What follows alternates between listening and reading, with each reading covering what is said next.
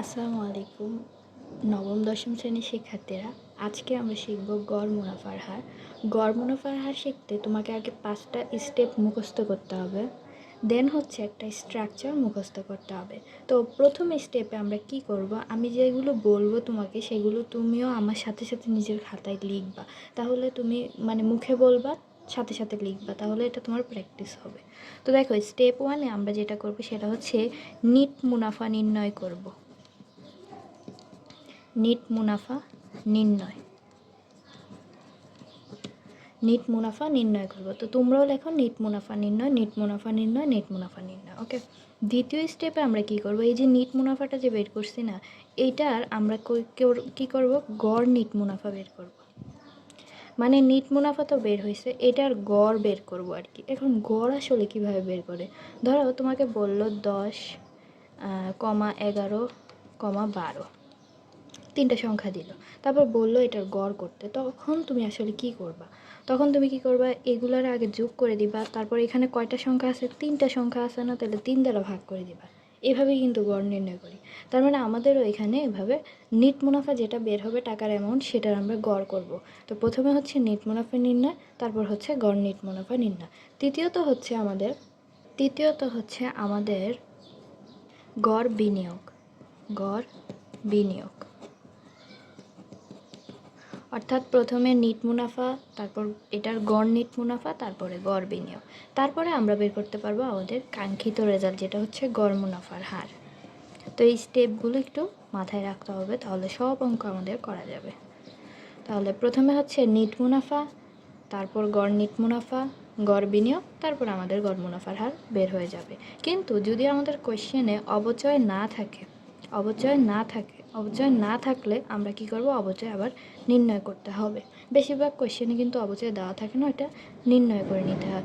অর্থাৎ আমাদের স্টেপগুলো কি নিট মুনাফা নির্ণয়, গড় নিট মুনাফা নির্ণয়, গড় বিনিয়োগ, গড় মুনাফার হার, অবচয়, এগুলো একদম মুখস্থ থাকতে হবে। এবার আসি একটু স্ট্রাকচারটা মুখস্থ করতে। এই যে আমাদের নিট মুনাফাটা, এই নিট মুনাফাটা নির্ণয় করতে একটা স্ট্রাকচার লাগে। নিট মুনাফা নির্ণয় করতে একটা স্ট্রাকচার লাগে। এটা আসলে কীভাবে নির্ণয় করবা? তো নিট মুনাফা নির্ণয় করতে প্রথমে আসে হচ্ছে আমাদের বিক্রয়। আমাদের কোশ্চেনে থাকবে বিক্রয়, প্রথমে বিক্রয়। এই বিক্রয় থেকে আমরা মাইনাস করব চলতি ব্যয়। কি মাইনাস করব? চলতি ব্যয়। বিক্রয় থেকে চলতি ব্যয় মাইনাস, তারপর হচ্ছে স্থায়ী ব্যয়।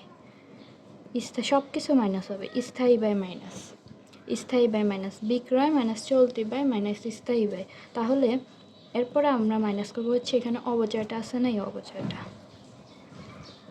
এই সবগুলো মিলে আমাদের বের হবে করযোগ্য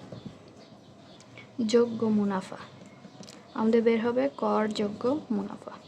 অর্থাৎ কি বিক্রয় মাইনাস চলতি ব্যয় মাইনাস স্থায়ী ব্যয় মাইনাস অবচয়, সবগুলো প্রশ্নে থাকবে, অবচয়টা জাস্ট না থাকতে পারে। তো সবগুলো মাইনাস করে আমাদের বের হবে করযোগ্য মুনাফা। তারপরে আমাদের প্রশ্নে থাকবে কর হার। এই করযোগ্য মুনাফা থেকে অবশ্যই আমরা কর হার মাইনাস করব, তখন আমাদের বের হবে হচ্ছে নেট মুনাফা। এই স্ট্রাকচারটা তোমাদের মনে রাখতে হবে, কেমন? তো আমরা কি শিখলাম, যে প্রথমে হচ্ছে আমাদের নিট মুনাফাটা নির্ণয় করতে হবে, তারপর এটার গড় নিট মুনাফা, গড় বিনিয়োগ, তারপরে আমাদের বের হবে গড় মুনাফার হার। যদি আমাদের কোশ্চেনে অবচয় না থাকে তাহলে অবচয়টা নির্ণয় করব। আর নিট মুনাফা নির্ণয় করতে বিক্রয় মাইনাস চলতি ব্যয় মাইনাস স্থায়ী ব্যয় মাইনাস অবচয়, তারপরে বের হবে করযোগ্য মুনাফা। এই করযোগ্য মুনাফা থেকে কর হার বাদ দিলে বের হবে নিট মুনাফা। এই তো আমরা পেয়ে গেলাম। এবার একটা অঙ্ক প্র্যাকটিস করব আমরা। দেখো, ঢাকা বোর্ড 2021-এ আসা একটা কোয়েশ্চেন বলেছে, জনাব রাবেয়ার হাতে 2টি প্রকল্প রয়েছে, সেগুলোর বিভিন্ন তথ্য নিচে দেওয়া হলো। যেমন আমাদের মনে রাখতে হবে, এখানে যে আমরা দেখলাম এই স্টেপগুলো, এর সাথে কিন্তু আমাদের এখানে বছর, কত বছরে কত টাকা, এগুলো লিখতে হবে একটা বক্সের ভিতরে আর কি। হ্যাঁ, এভাবে একটা বক্সের ভিতর লিখতে হবে। এখন কথা হচ্ছে আমাদের এখানে কয়টা বছর আছে আমরা একটু দেখি। এখানে দেখো, এই যে প্রথম বছর, দ্বিতীয় বছর, তৃতীয় বছর, আর 2টা প্রকল্প আছে, রিম প্রকল্প আর ঝিম প্রকল্প। এগুলো হচ্ছে রিম প্রকল্পের টাকা, এগুলো হচ্ছে ঝিম প্রকল্পের টাকা। আর তাদের প্রথম বছর, দ্বিতীয় বছর, মোট 3টা বছর আছে আমাদের। এখানে স্থায়ী খরচ দেওয়া আছে, আমরা তো একটু আগে দেখলাম স্থায়ী খরচ মাইনাস করতে হবে। আবার দেখো চলতি খরচও দেওয়া আছে, আর হচ্ছে কর হারও দেওয়া আছে, মানে সবই আছে। তারপর দেখো প্রত্যেক দুটির মেয়াদকাল 3 বছর। এই প্রকল্প দুটির হচ্ছে মেয়াদকাল হচ্ছে 3 বছর। আমরা জানি যে 3 বছর, 1 2 3। এবং প্রত্যেক প্রকল্পের জন্য 7 লাখ টাকা করে প্রাথমিক বিনিয়োগ প্রয়োজন।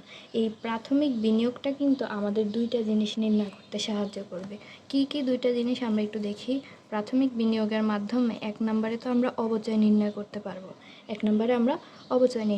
পারবো। দ্বিতীয়ত হচ্ছে আমরা কিন্তু বলছিলাম যে এখানে গড় বিনিয়োগ আছে, এই গড় বিনিয়োগটাও আমরা নির্ণয় করে নিতে পারবো। তাহলে বুঝতে পারছো প্রাথমিক বিনিয়োগ কেন আমাদের অঙ্কে আছে। প্রাথমিক বিনিয়োগ কত টাকা? 7 লাখ টাকা। এবার বলছে যে ঋণ প্রকল্পের গড় মুনাফার হার নির্ণয় করো। অর্থাৎ আমরা এই ঋণ প্রকল্পের গড় মুনাফার হারটা নির্ণয় করব। কীভাবে করব? আমি কিন্তু বলছি প্রথমে হচ্ছে নিট মুনাফা আমাকে নির্ণয় করতে হবে। নিট মুনাফা নির্ণয় করতে কিন্তু কয়েকটা স্টেপ আছে, আমি এখানে রাখছি, তুমি জাস্ট দেখো। প্রথমে দেখব আমরা বিক্রয়। এখানে কয় বছর আছে? 3 বছর না? 3 বছর। তার মানে বছর 1, বছর 2, বছর 3। এভাবে দাগ দিয়ে দিই, কেমন? এই দেখো বিক্রয় কত।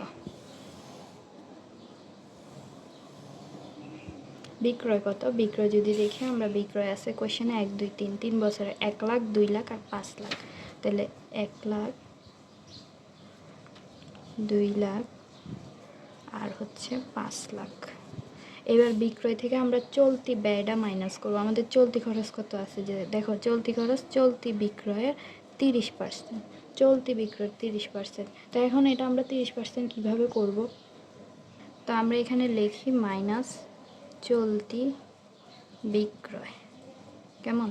চলতি বিক্রয় লিখে আমরা যদি এখানে চলতি বিক্রয় কত বলছে যে চলতি খরচ, চলতি বিক্রয়ের 30%।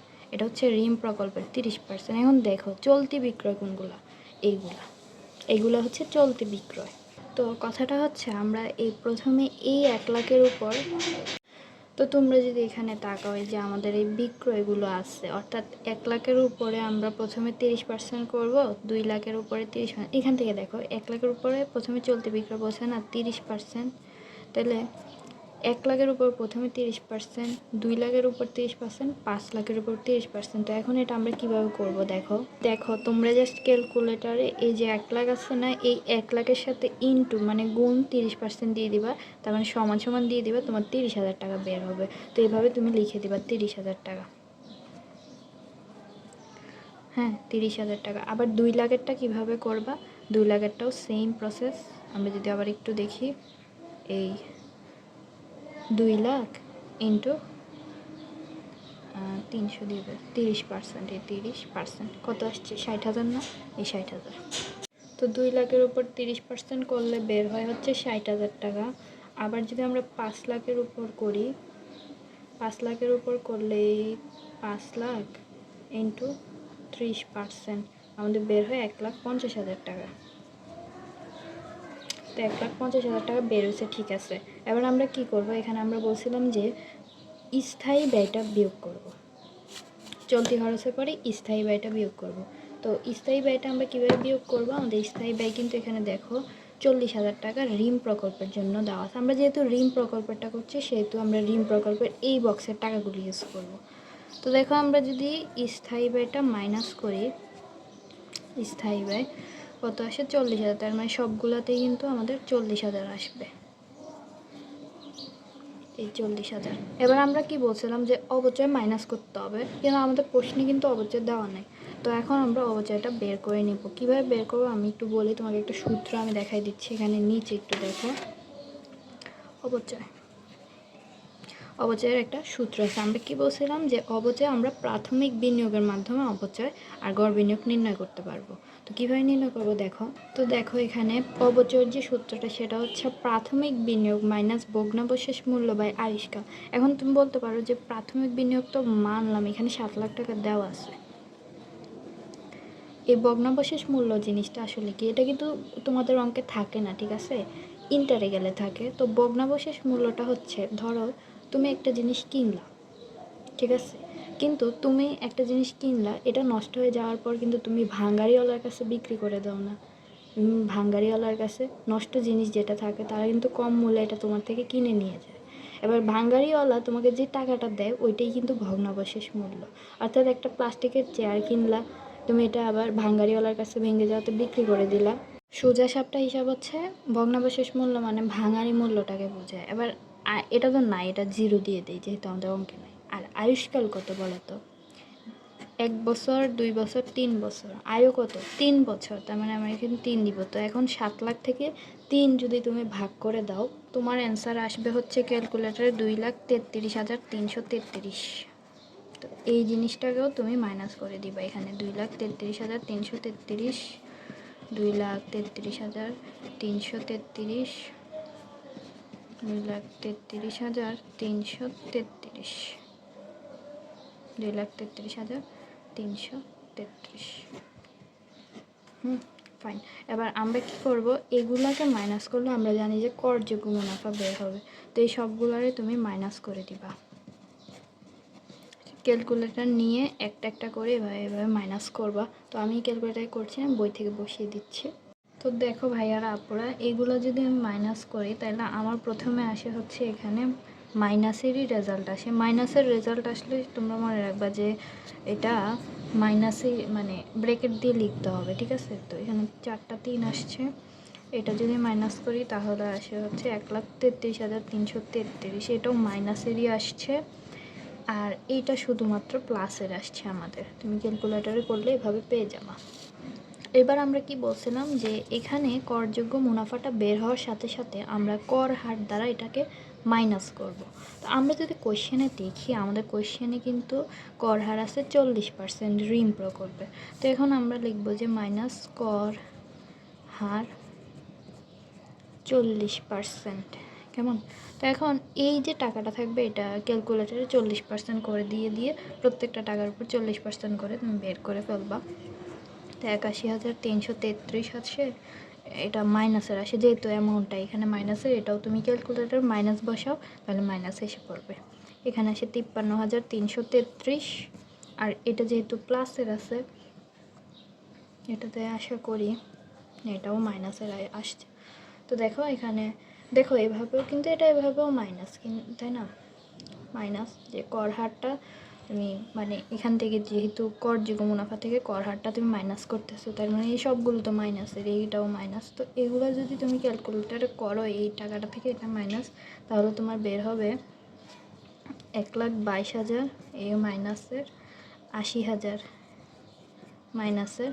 এখানে তোমার ব্র্যাকেট দেওয়ার প্রয়োজন নেই কনফিউজড থাকলে। আর এটা মাইনাস করলে যেহেতু এই দুইটিই প্লাস, তার মানে আমার রেজাল্টও আসবে প্লাস। তো এখন বলো তো এটা কি বের করলাম? আসলে আমি এখন বের করছি করযোগ্য মুনাফা থেকে কর হার মাইনাস করলে আমার বের হবে নিট মুনাফা। তার মানে আমরা নিট মুনাফা ফাইনালি পেয়ে গেলাম। আমাদের প্রথম স্টেপ কিন্তু কমপ্লিট। আমাদের প্রথম স্টেপে ছিল নিট মুনাফা নির্ণয় করলাম। এবার এই নিট মুনাফার আমরা গড় নিট মুনাফা নির্ণয় করব। তো এটা কিভাবে করবো একটু দেখো। আমরা লিখবো এখানে গড় নিট মুনাফা। তো এখন এখানে যে টাকাগুলো বের হয়েছে তুমি একটু দেখো, এখানে যে টাকাগুলো বের হয়েছে এগুলো এখানে লিখবা আগে, গড় করবা। কয় বছর? 3 বছর, 3টা অ্যামাউন্ট আছে, 3 দ্বারা ভাগ করতে হবে। আর এখানে হচ্ছে 1,22,000 যোগ 80,000, এগুলো কিন্তু মাইনাস, ব্র্যাকেট মানেই মাইনাস, যোগ 46,000। তো তুমি ক্যালকুলেটারে এটা উঠিয়ে দাও মাইনাস সহ, তার মানে তোমার বের হবে হচ্ছে মোট মাইনাসের 52,000, ঠিক আছে? মাইনাসের 52,000। এবার কি বলছে? এবার হচ্ছে আমাদের গড় বিনিয়োগ নির্ণয় করতে হবে। আর আমি বলছি গড় বিনিয়োগ নির্ণয় করতে কিন্তু আমাদের প্রাথমিক বিনিয়োগের কাজ আছে 7 লাখ টাকা। অবচয় আর গড় বিনিয়োগটা আমরা এটার মাধ্যমে বের করতে পারবো। তো আমরা লিখব গড় বিনিয়োগ। তো গড় বিনিয়োগের সূত্রটা হচ্ছে ওই সেম অবচয়ের সূত্রটার মতোই, জাস্ট এখানে কি হবে জানো? গড় বিনিয়োগের ক্ষেত্রে এখানে প্লাস হয়ে যাবে, আর নাহলে সব ঠিক থাকবে। আর এখানে জাস্ট আয়ুষ্কালের জায়গায় 2 হয়ে যাবে, ঠিক আছে? 2টা পরিবর্তন জাস্ট তোমরা দেখো, তোমরা এই সূত্রটাও দেখো, এটাও দেখো। গড় বিনিয়োগের সূত্রটা আমি লিখলাম প্রাথমিক বিনিয়োগ, ওইখানে কি ছিল, ওইখানে কিন্তু ছিল মাইনাস, তার মানে এখানে হবে প্লাস, ভগ্নাবশেষ মূল্য, আর এখানে ছিল আয়ুষ্কাল, আর এখানে হবে 2। এই জিনিসটা মনে রাখতে হবে, এখানে যত সংখ্যাই থাকুক 2 দ্বারা ভাগ করতে হবে, সূত্রটাই এমন, 2 দ্বারা ভাগ করতে হবে। তো প্রাথমিক বিনিয়োগ হচ্ছে আমাদের 7 লাখ টাকা প্রশ্নে আছে, ভগ্নাবশেষ মূল্য তো নাই, 0, আর 2 দ্বারা ভাগ করলে 70,000-এ 2 ভাগ করলে আসে 3,50,000, মানে 7 লাখে 2 ভাগ করলে 3,50,000 আসে। এবার আমাদের কী বের করতে হবে, গড় মুনাফার হার নির্ণয় করব। তো আমরা লিখব গড় মুনাফার হার। গড় মুনাফার হারের একটা সূত্র আছে, সেটা হচ্ছে এই যে গড় নিট মুনাফা, এটা লিখবা, গড় নিট মুনাফা বাই হচ্ছে গড় বিনিয়োগ, গড় বিনিয়োগ ইন্টু 100। এখন দেখো গড় নিট মুনাফা আছে হচ্ছে আমার -52,000, গড় বিনিয়োগ আছে 3,50,000 ইন্টু 100, কত বের হবে আমাদের, -14.86% বের হবে। এটা সবসময় পার্সেন্টে আসবে, যেহেতু হার বলছে, হার থাকলে পার্সেন্ট, তার মানে আমরা এইভাবেই গড় মুনাফার হার নির্ণয় করতে পারবো।